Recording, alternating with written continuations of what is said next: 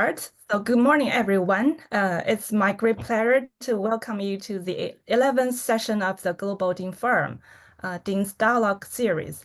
As you may already know, ECNU and the University of Kansas initiated the Global Education Dean's Forum, in brief, GEDF, in 2018. We initiated the GEDF Dean's Vision of Shared Education Future series from June 2022, which invited young scholars to engage in dialogue with GEDF deans on education issues and challenges in the post-pandemic era. So as the final session of this year, we are closing the series with a topic of profound importance, mentoring the new generation of education researchers, PhD students, and junior researchers. And definitely mentoring is a cornerstone of academic growth. And we are privileged to have Professor Fan Xitao, Dean of the Faculty of Education at the Chinese University of Hong Kong, with us to address this topic. With an illustrious academic career spanning multiple continents, Professor Fan has held key leadership and academic positions, including Dean at the University of Macau and the Chinese University of Hong Kong, Shenzhen. A prolific researcher, Professor Fan has authored over 250 publications in the fields of education and psychology, and his work is well cited internationally. His expertise lies in research methods and applications in social and behavioral sciences, structural equation modeling and applications, meta-analytic studies, educational or psychological measurement, and interdisciplinary research in education or psychology. Professor Fan was an elected AERA Fellow. He has been involved in numerous research projects funded by U.S. federal agencies, for example, the National Science Foundation and other organizations, as well as those funded by the University of Macau. Professor Fan will share his insights into cultivating the next generation of educational researchers in this session. Well, joining him for the discussion are two distinguished scholars, Dr. Gillian Kidman. She's an associate professor of science education at Monash University in the Faculty of Education. She was recently awarded a principal fellowship in recognition of her international teaching and learning support in higher ed. Gillian is a research lead in the School of Curriculum, Teaching, and Inclusive Education, mentoring the research growth of junior researchers and PhD students. She was nominated as PhD Supervisor of the Year for the past 2 years. Gillian regularly works with the ASEAN countries' ministries of education in STEM and numeracy education. Her research, teaching, and curriculum design is award-winning at both the state and national levels. And she is a writer and senior advisor of the Australian Curriculum Science and Australian Curriculum Biology. Her specific contributions were the writing of the science inquiry skills strand of the curriculum. And we also have Dr. Hanying Moore as our discussant. Dr. Moore is a teaching associate and research assistant at Monash University in the Faculty of Education. She completed her PhD in 2024. Her research centered on children's literacy development, focusing on preschool teachers' picture book reading practices. She has adapted the 4 resources model to the Chinese early childhood context, introducing a 5th role to account for cultural influences. She was recently awarded the School of Education, Culture, and Society Award for Teaching Associate of the Year. And the last one, this is Zheng Jie. I'm an associate professor and deputy director of the Institute of Vocational and Adult Education, and also a research fellow at the Center for Social and Emotional Skills is China Normal University. And my primary research interests include the sociology of education, how vocational education, youth culture and education, comparative and international education, and qualitative research methods. I'm also teaching academic writing and communication. I'm very interested in today's topic and am honored to be moderating this event. So now let us warmly welcome Professor Fan Xitao to begin his presentation. You have 30 minutes. Okay, thank you. Thank you, Dr. Zhen. Thank you, Gillian and Kara and others who organized and participating in this dialogue. I intend to have this as a conversation, so I did not really prepare the PPT slides. This has been an issue. As you can see, I'm aging, right? I'm in some sense, this I'm in my later stage of my career. Although I'm still very active in research, now I involve myself primarily with younger researchers rather than initiate my own research. Whenever I have research ideas, some possibilities, I share. Of course, I have a network for young researchers I have been working with. I shared my idea with them and let one of them or some of them to get the idea and to run with it. I have been thinking about this in the last probably a decade in terms of mentoring new generation of education researchers to start the PhD students. I'm going to reflect a little bit of my own PhD education and how eventually I have grown to be who I am today. I would say I did my PhD in the late 80s, early 90s of last century. In my PhD study, I had very good advisors in terms of their relationship with me, their care about me.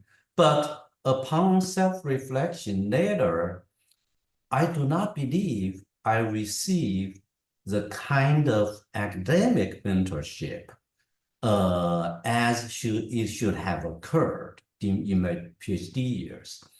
In those days, of course, the primary concern is a PhD student, you finish your dissertation and then you graduate and get into the job market. But I don't recall that there was serious discussion in my PhD years in terms of planning for my research and what kind of goals we want to achieve by the time you receive your PhD, rather than a PhD dissertation, which is taken for granted. Otherwise, you wouldn't be able to graduate. But beyond that, there was little discussion, little planning about the career. I think when I graduated, the record I had at that time would never, ever allow me to get consideration for faculty positions anywhere today. Basically the record was very weak. Let me put it that way. I think that, of course, those are the early years. The early years of publication, the speed of publications is much slower than it is now, because think about doing a literature review. Now, if I have a topic, I want to do a literature review, I sit in front of my computer, within a few days, I can assemble, basically that body of research related to my topic. But in those days, we don't have that kind of facility. We need to go to the library, go through each journal physically to find the kind of research related to my topic, etc. Doing a literature review itself may take half a year, let's say, rather than a few days or a couple of weeks now. But that being said, later on, of course, I consider myself lucky in some sense. I stumbled through my junior years, obviously worked very hard, and eventually became quite successful in terms of the research and scholarship. But I could turn to the other way. In other words, if somehow at some juncture I did not pursue the right direction, I could become much less productive in terms of the research and scholarship in other things. So I've had this thought in terms of the mentoring. Of course, I'm not saying I have co-advisors. They are very, very nice person. They themselves are reasonably productive. We shared very, very good relationships. But the mentoring side, I think later on, upon my reflection, I say there could be much more we could do. But as a PhD student, I didn't know any better. All my focus is on finishing those courses. As you may be aware, in US PhD training model, there were much more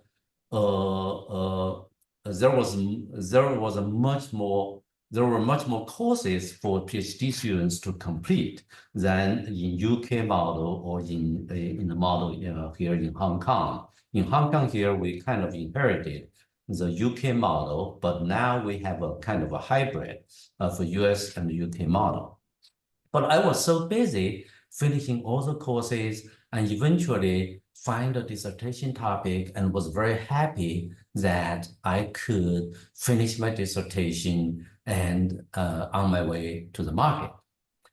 So later on, in my later years, I think about this. What I want to say is our PhD training,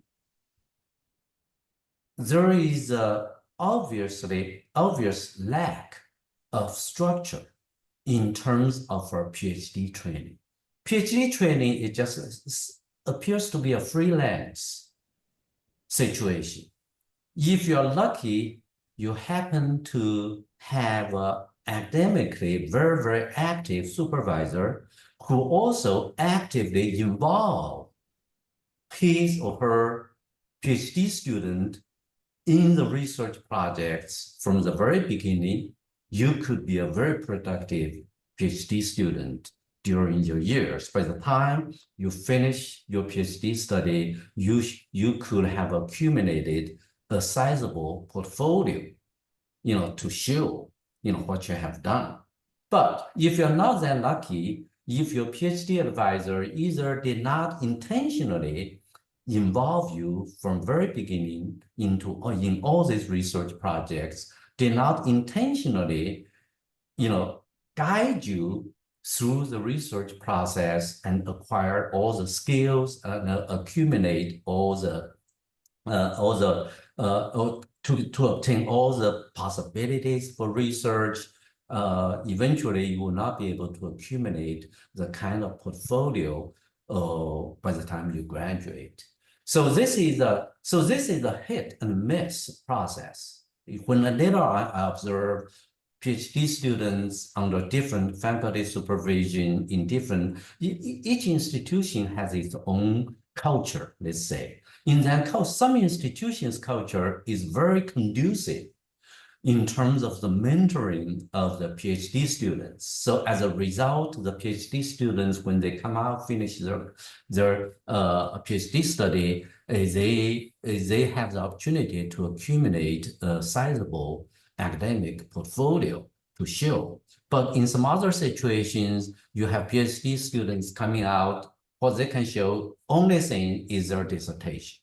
But if you have only dissertation to show, you could be in trouble because you are competing with all others who also at least have a dissertation, right? So there's no advantage. That's a threshold eligibility requirement.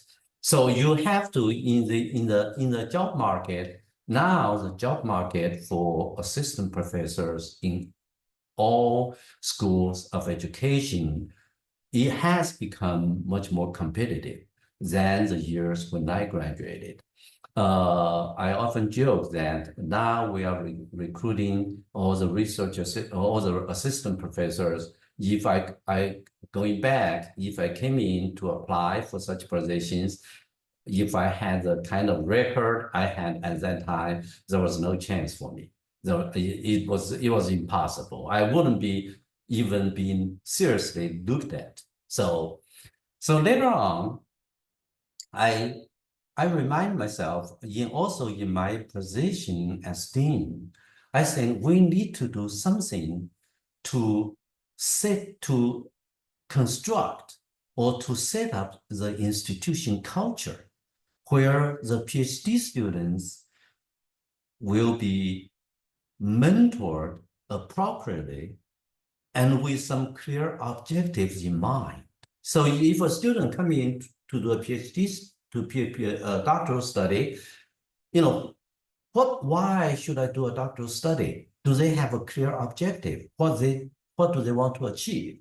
Is it simply, I want to just enhance my education credentials, or I want to become a researcher scholar in the education and become a faculty member once I graduate or have the opportunity or have the capacity to be a faculty member. So what are the objectives? So at the personal level, at the institution level, we also need to consider what are the major objectives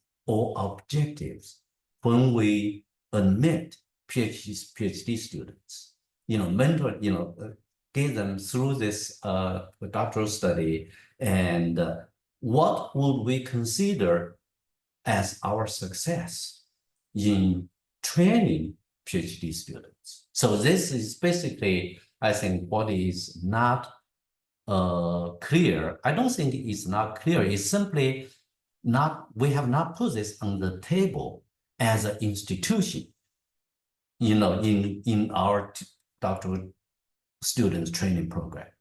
So later in my later years, of course, I worked for a lot of years in US. There, later on, I realized this. During my early years, when I mentored my PhD students, I kind of did what others did. The goal is to get the student out the door. That's the goal. Finish their dissertation, get them out. But we don't really have the objective. Do we want to do better in faculty placement of our PhD doctoral students? Eventually, we put this on the table. We say, hey, what do we want to train our students for? What are the major objectives or major goals we want to achieve?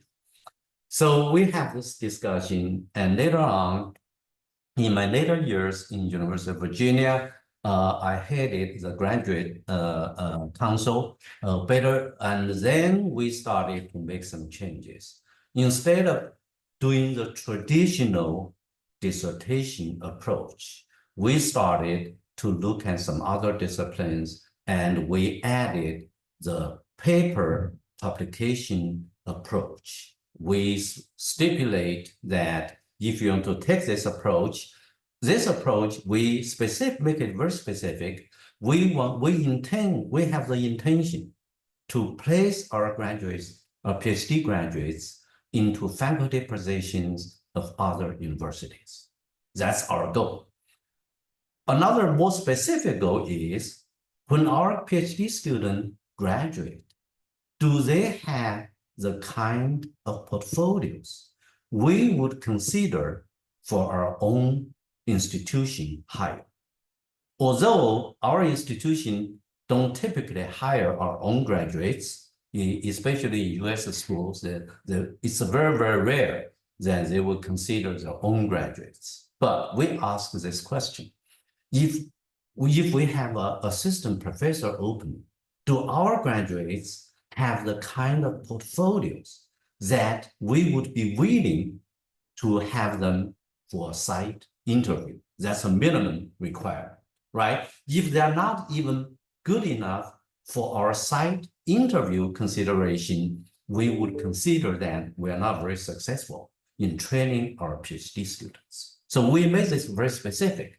So later on, we added the approach, the publication route of graduation. Basically, instead of a traditional dissertation, you can choose this publication route, this alternative. If you choose this alternative, you need to have 3 papers, one already published, another very, very close to publication, and the third one ready for submission at least, or hopefully already in the pipeline. In 3 of those papers, you should be the lead author on 2, co-author on 1. But having that is not enough. We need to have the policies and incentives for our professors to share the authorship, to create opportunities such that the student can take the lead authorship. So that's important. If we only involve students as a follower of our research, they become an author, but the advisor will always be the lead author. Of course, that's nice to have research publications, but it is not does not give them the kind of opportunity to take the lead. So in implementing similar approaches, and in our appraisal, we also changed our appraisal criteria.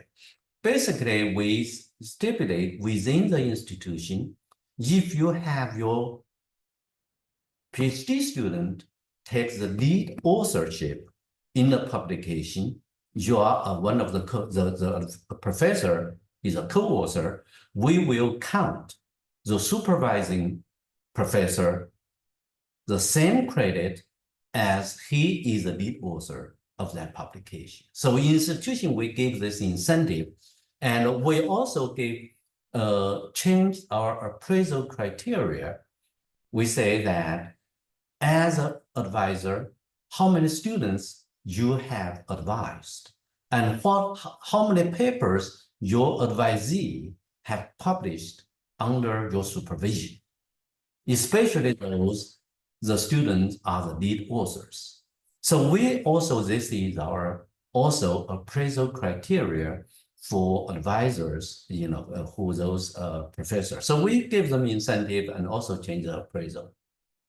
So in our discussion with our graduate faculty, we outlined, the goals and the strategies we need to do in order to enhance the placement of our doctoral students into faculty positions.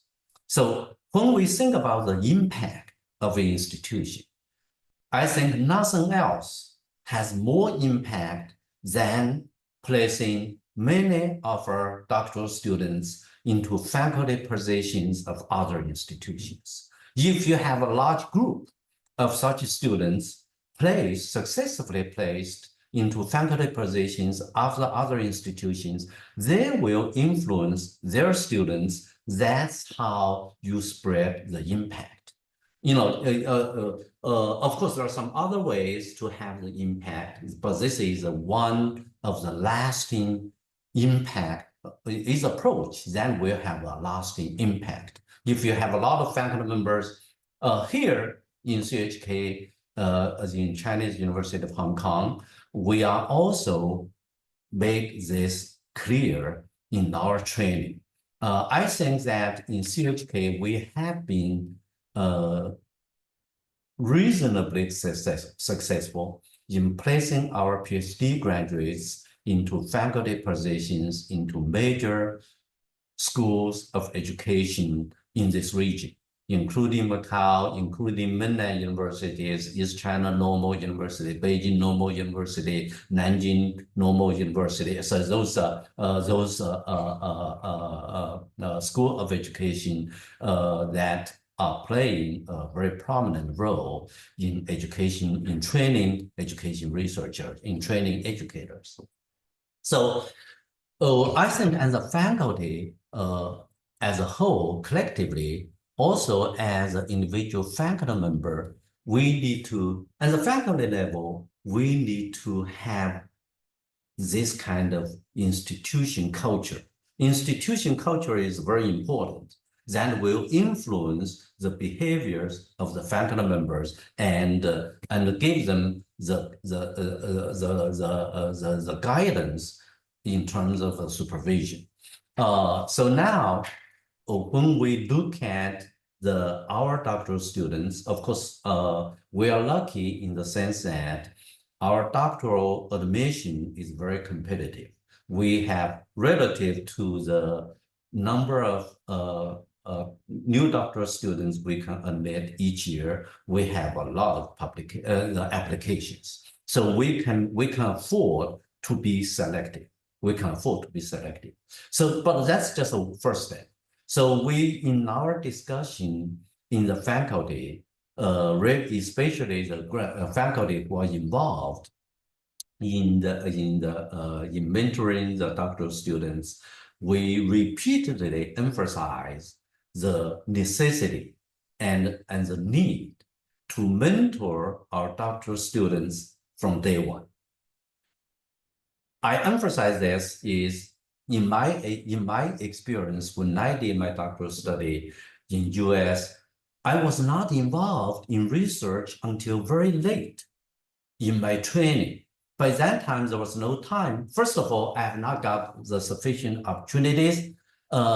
If you wait for the doctoral students to have their own, to finalize their own research topic in order to do research, it is often too late. It is often too late. Whatever, although in the admission process, we require the applicant to send us a proposal of their research, but let's be honest. Most of the proposals at that time they submitted are not very useful because they don't know better. Once they are in the doctoral study, gradually they know better about the field, about other things. So eventually they're going to change the topic, right? Or maybe they may have a broad direction, but they don't really have a specific topic. But if we wait for them to discover the topic, to do the research, that will not be very successful. Of course, there are some exceptional doctoral students who can do much better than others, but in general, we cannot afford to wait. So here in our practice, we strongly advise and strongly encourage the supervisors to involve the doctoral students in your research from day one. Let them learn by doing. That's important, to learn by doing. You have to do it. You get them involved into different phases of the different research projects. Maybe initially the research topics may not be what they will do for their dissertation eventually, but that's fine. But get them involved in research process to learn all the nuts and bolts of research, to learn to broaden their perspectives, et cetera, et cetera. So, and then later on, once they have anything, or even when they're working with in the projects of the supervisors, we encourage the faculty members to create opportunities for your doctoral students so they can be the lead author of publications. So if you have a subtopic, give that subtopic to the doctoral students and let them work on that topic while working on some others and as possible co-authors, and create such opportunities. So initially, what we can do, at least in my experience, initially the doctoral students, they are not very good researchers, their writing is kind of bad, etc. But we take the effort, even under those conditions, still mentor them to be the lead author, even if it means that I may sometimes rewrite the whole thing literally for them. But that's fine. By rewriting, share with them, discussion, they learn, and then they get better. So typically, the first couple of publications, the advisor will need to work very hard in order to have them to come up with a decent manuscript.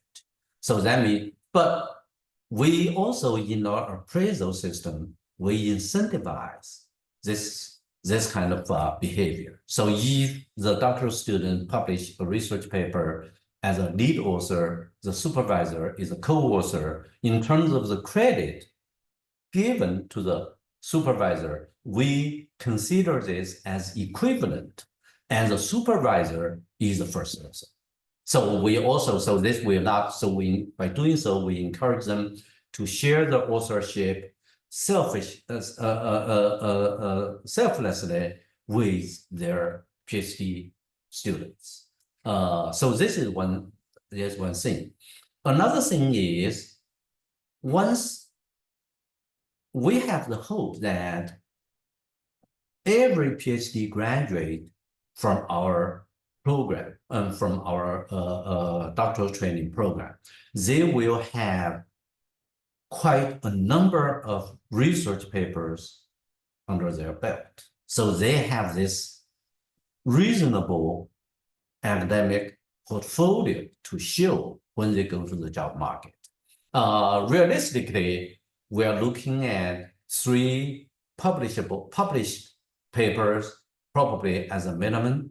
And some of our very active students, they may be, when they come in, they may have some, already have some research experience, and they were very, very active and also well mentored. By the time they finish, they may have up to 10 research papers, and we have many of such cases. So by the time they graduate, they have this sizable portfolio. But that's only the one goal. The main goal is, by the time they accumulate such experience, they become more and more experienced researchers. That builds up their confidence. I recall when I graduated, I was lucky to get into assistant professor position simply because that institution, they really need the expertise in research methodology and measurement. I happen to have those expertise, but I don't really, at that time, other than a few conference papers or one publication in the pipeline, now they come out, I don't really have anything to show. But because they urgently need this expertise, I was lucky to get into this position.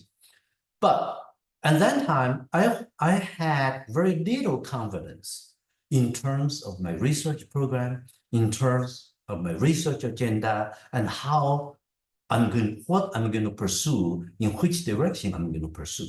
That's because I have not accumulated such research experience. I want to, in my later years, I want to correct that. I want the students who come out of the program already built that minimum level of confidence when they get into a faculty position. Rather than, I recall, I was kind of in the dark, which direction I should pursue, how successful I could be. I had no idea because I had done so little.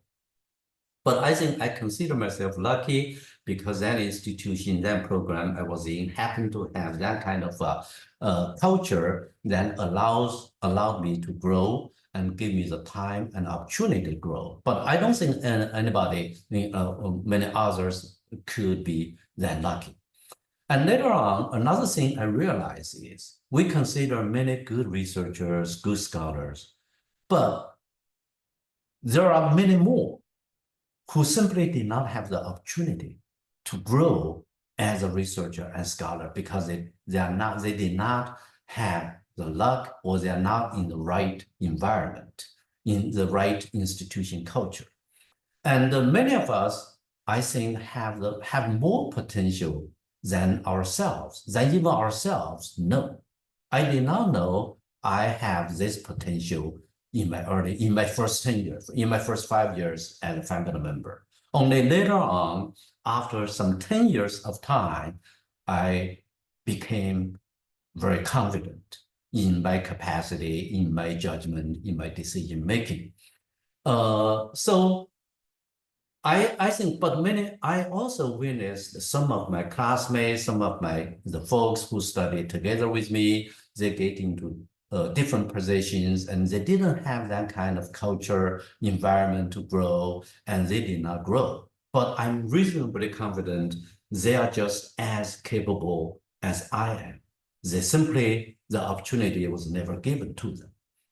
Starting from the doctoral study, because our doctoral study is so freelance, is basically what we call in Chinese 放羊式的培养. Okay, we don't really have a structure. We don't really have clear objectives for them to achieve.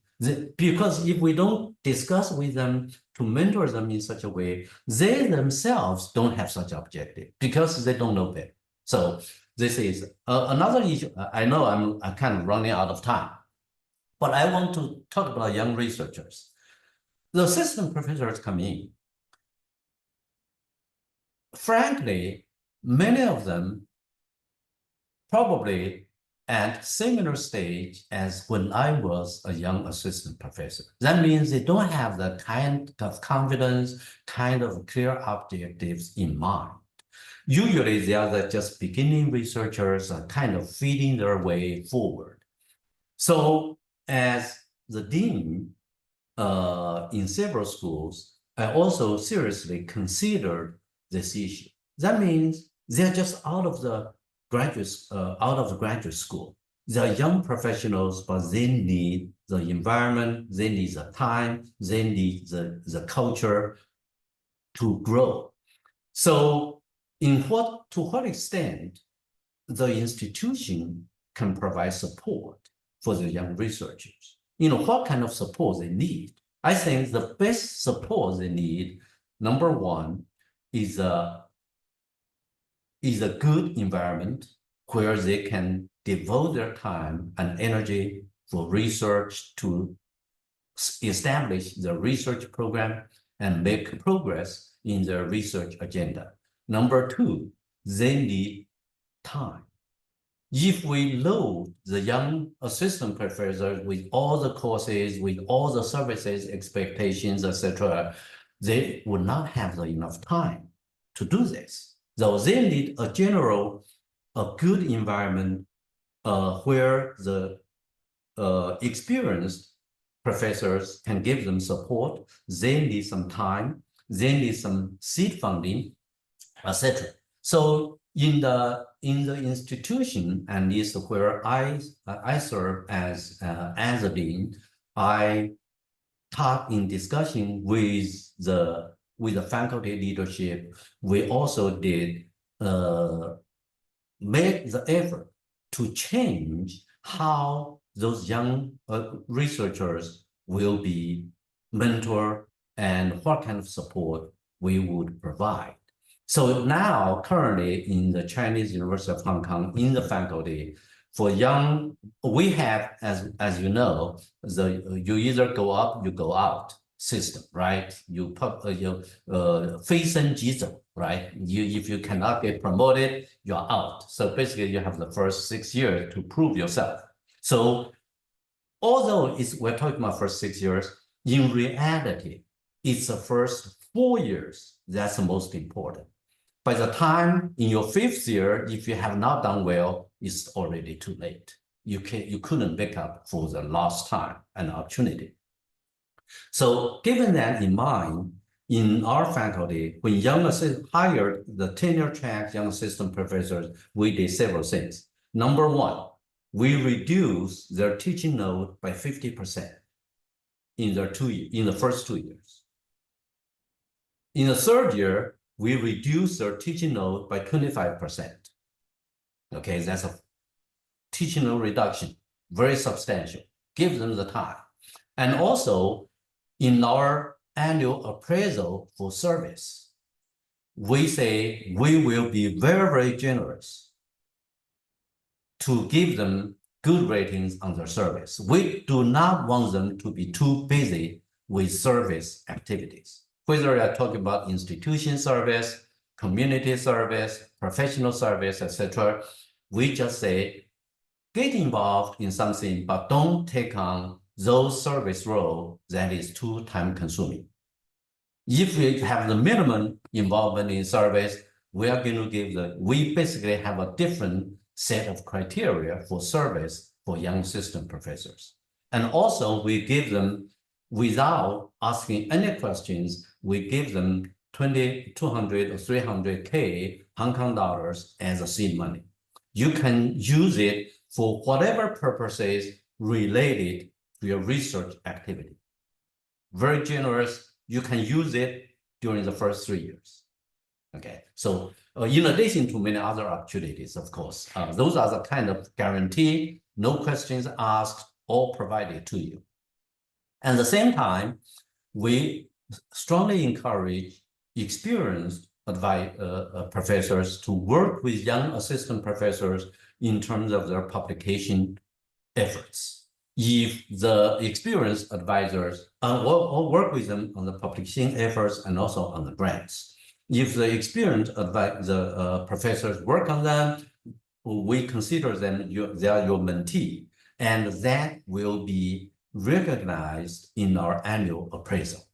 So the hope is, in the first 3 years, they receive this considerable support, so they can be very, very active in working on the research agenda, getting the research publications into the pipeline. We know publication pipeline can be long, getting them into the pipeline and moving forward.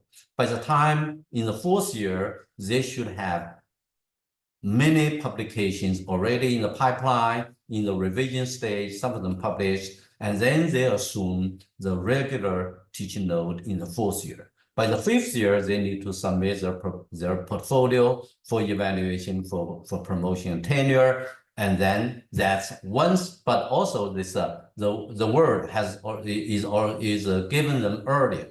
By the time after your successful promotion and tenure, when you become associate professor, now you need to play some role in service, such as a program co-director and some other institutional roles, and encourage you for more community roles, etc., because your next promotion to full professor is not as high stake, because you don't have the either up and go out, that kind of high stake decision. So that is not as urgent as the first one. So this is another thing we are doing in the institution to mentor the young junior researchers so that they'll become reasonably mature researchers by the time they go out for promotion tenure. So also have the confidence in terms of their own research program, in terms of their own research agenda. Okay, so that's basically, I know I'm kind of extending my time, but that's the description of what we're thinking, what we're doing in our practice for mentoring the PhD students and young researchers. Well, thank you very much, Professor Fan. I feel echoed and also feel inspired. So given the culture of publishing or perishing, I'm also wondering the Australian situation. So can our two discussants, Dr. Kidman or Dr. Mo, can share your experiences or insights into this topic? Sure, I'll go first if that's okay, Cara. Yes. Thank you. Sure. Thank you very much, Prof, for your insights into what you're doing, what you're thinking, and your particular pathway. The Australian experience, to some extent, is probably similar. I did my PhD or completed it in the year 2002, so a few years behind you. But yes, it was very much an unstructured experience. I had 2 supervisors, and it was up to me to chase them for meetings, to develop any extra skills. And I think that's possibly the same today, because in Australia, we consider the PhD scholar to be an independent leader in their professional field. And so we have the onus on the PhD student to make the either the fortnightly or the monthly meeting, depending if they're full-time or part-time, with the supervisors, and to make the most of the opportunities that might be floating around the faculty. I don't believe that many faculties have a formal A formal program, I think, would be what you would call it, Prof, of let's build the portfolio with the student. If we take Monash, for example, we're the biggest faculty of education in Australia. We're also a world leader, so highly competitive to get in, just like your university, Prof. Many of our students, though, are international students, which means they're full-time, they're usually on some form of a scholarship, and so their priority has to be on their thesis. Often they come from a non-English speaking background, and they won't necessarily be familiar with the Australian education system. So giving them teaching opportunities is really hard because they don't have the experience from the classroom to bring to the pre-service teachers.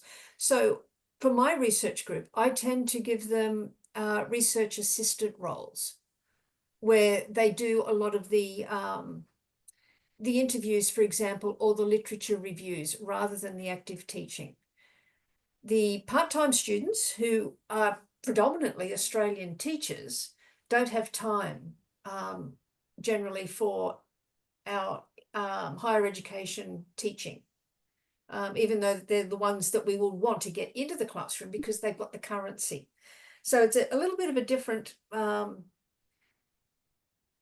culture, I think, on how much can we assist the PhD student. What you describe in terms of teaching reduction, assistance with writing, that kind of thing is very familiar as well. I think, though, I have a question, and I asked the question from the context of being privileged as being a native or near native English speaker. I learnt English when I was about 5, so I do understand not being totally, on top of all English grammar and everything, but do you have special programs for assisting your young faculty or even your PhD students to write in English for English publications? I think that would be something that I would be interested to find out, because we have to do a lot of work with the international students on their English expression. So how do you do that? How can we learn from you? Thank you. We don't really have any formal program in terms of the enhancing their English proficiency level, but we probably myself is also an example. I went to US as a Chinese student originally in the 80s of last century, kind of learning by doing, in the sense that now we involve the PhD students very early when they come in. So now it's really learning by doing. So we encourage them initially, because some of them now, the newer groups of PhD students, they are better prepared than some years ago. But we involve them in the sense that in order to writing generally, as you described, will be a challenge for non-native speakers. But writing academic journals, depending on the type of journals, the type of topics you talk about, writing academic journals are actually easier than writing in general in English. Because academic journals have certain structure, there are certain expectations, what should be in the journal, etc. We strongly, at least myself, when I advise students, I advise them every week in the first year, they need to read a few research articles in the top journals of their discipline. And then we discuss, but by reading, they initially, they had no idea about the structure and what is expected in a research article, right? If you read enough, it will dawn on you. This article is written in this kind of structure, and what is expected, what is how you describe the issue, how you propose the research topic, and what kind of things you need to use to support your argument, etc.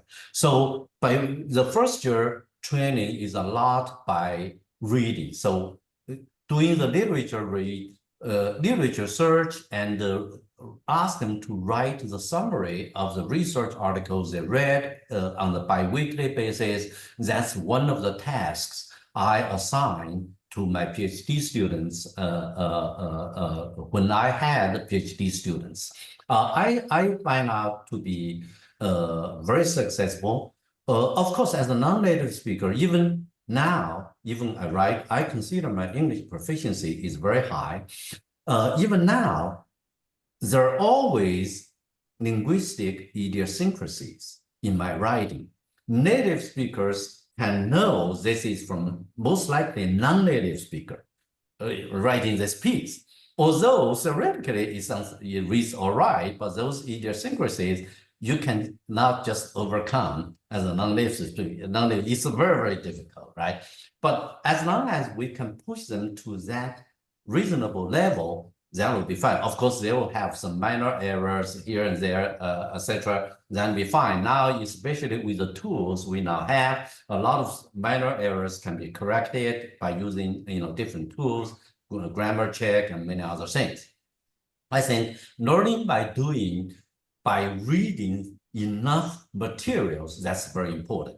But here I mean very detailed, careful reading of those materials. For example, I used to ask my PhD student, you read 2 or 3 research articles in your topic area from the several top journals and write a summary and read carefully. We are going to discuss, so by doing this, they become quite good after some training. Of course, that does not mean initially I did not have the task to do very, very heavy editing for their writing. Actually, some of their first draft will be fully read by the time I finish my correction.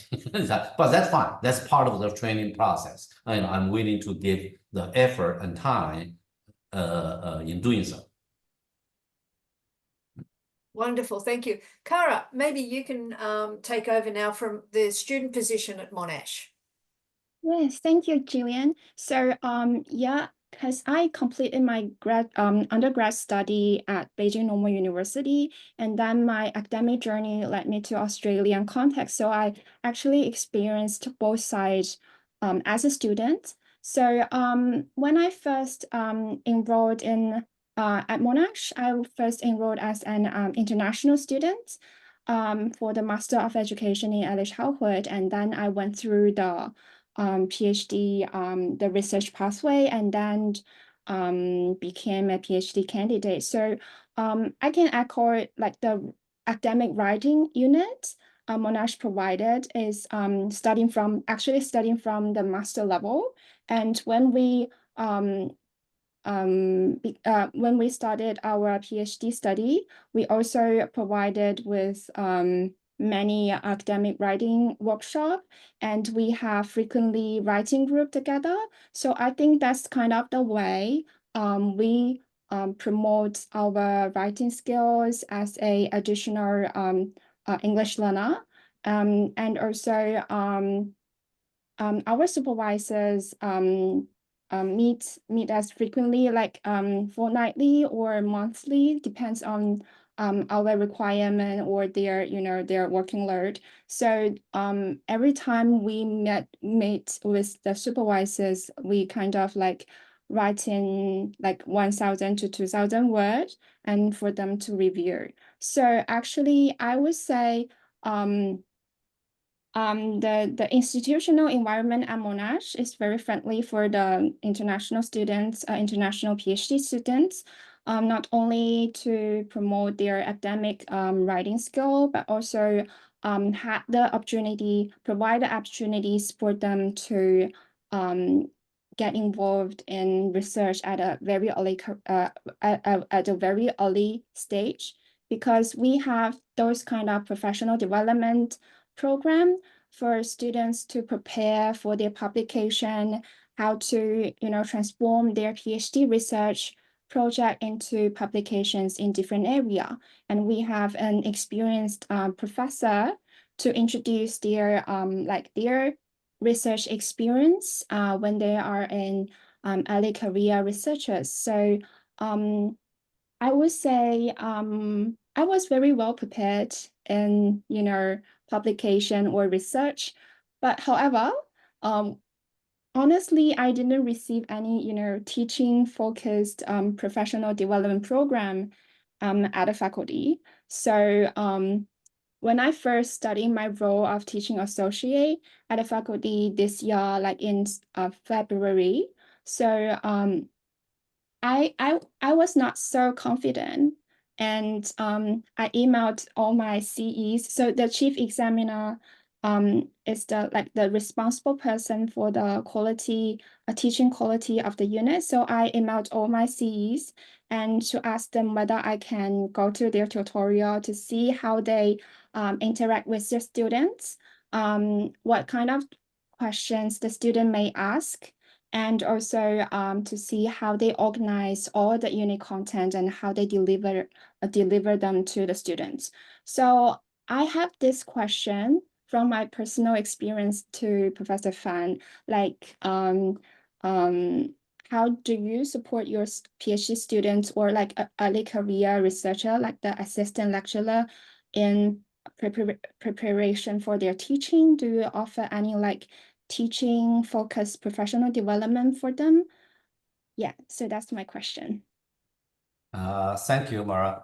Unfortunately, in the Chinese University of Hong Kong, there are regulations that do not allow PhD students to do independent teaching. So the most we could do is to have students as assistant in a class and maybe deliver 1 or 2 episodes of teaching. This is very unfortunate because of the very rigid regulations. Actually, I would say legal regulations. Those are the legal regulations of the Hong Kong government, not so that governs all the universities. We have been protesting about this for a long time, but have not been successful in having that changed. So that is very unfortunate. So that gives some advantage. Then put our graduates, postdoctoral students, doctoral graduates, and a disadvantage when they go to the job market. We can imagine other things being equal. One candidate has sufficient teaching experience, the other has very little or none. We could anticipate the outcome. So, but now in our training, we involve graduate students and with their advisors in their advisors courses, so that they can describe in the CV their teaching assistant, and they have independently given lectures, but still they cannot have their independent course evaluations. That's an issue. So they don't have anything to show other than their description. So this is very unfortunate. When I was in the US, the graduate students had to do the teaching. You have to earn the money by doing the teaching. So I actually taught several courses in educational psychology in undergraduate level. By the time I graduated, I applied for faculty positions. I already had independent evaluations of several courses taught at the undergraduate level. So I had that advantage. But the disadvantage I had at that time is I had very little to show in my research portfolio. But somehow I got into the position. I was lucky, but I could see this is an issue with our training model here, not because of us, because of the legal regulations here. We have not been able to do away with. Let's put it that way. Thank you, Professor Fan. Thanks for your sharing. And can I ask another question? Sure. Because this is also from my personal experience. Like I recently applied for a teaching focused position at the Faculty of Education at Monash, and I had my interview yesterday. Okay. So can I ask you some tips about for new PhD graduates, how can they prepare for their job interviews? That's hard to say, right? Job interview is more or less an art rather than science. Some people are better at job interviews than others simply because of job personality. But that being said, I think one thing is we need to be true to ourselves. Don't make too much efforts to impress. Actually, people can see it if you make too much efforts to impress, right? So we want to avoid trying to impress the others. We want to be true to ourselves. Each of us will have advantages, disadvantages, strengths, and weaknesses. That's been given. So you just outline, in my mind, what I want to be, what my experience are and what my experience will allow me to do.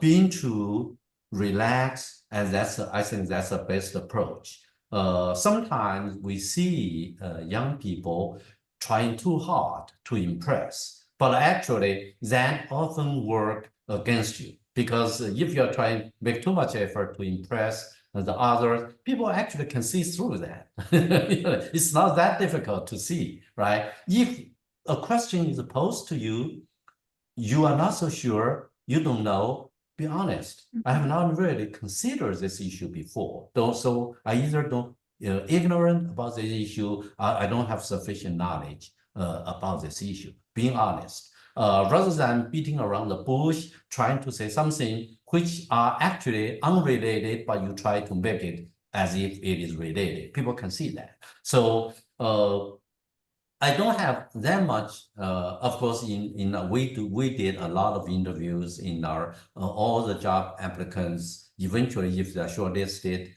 I'm going to have a private conversation with them.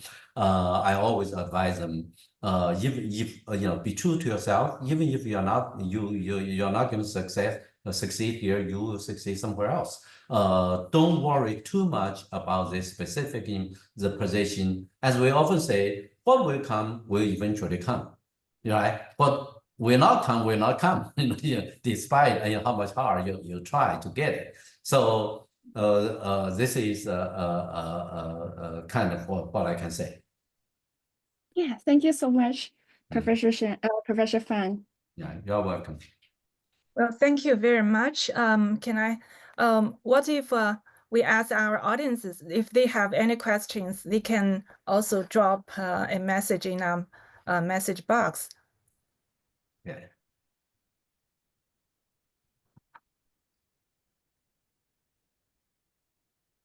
If not, I would like to say thank you, Professor Fan, Professor Kidman, Dr. Mo, for sharing such thoughtful insights and experiences. And today's dialogue has highlighted not only the challenges, but also the opportunities we have in mentoring the next generation of educational researchers. And once again, my thanks and gratitude to our speaker, discussants, and all of you who have joined us. Have a wonderful day. Thank you.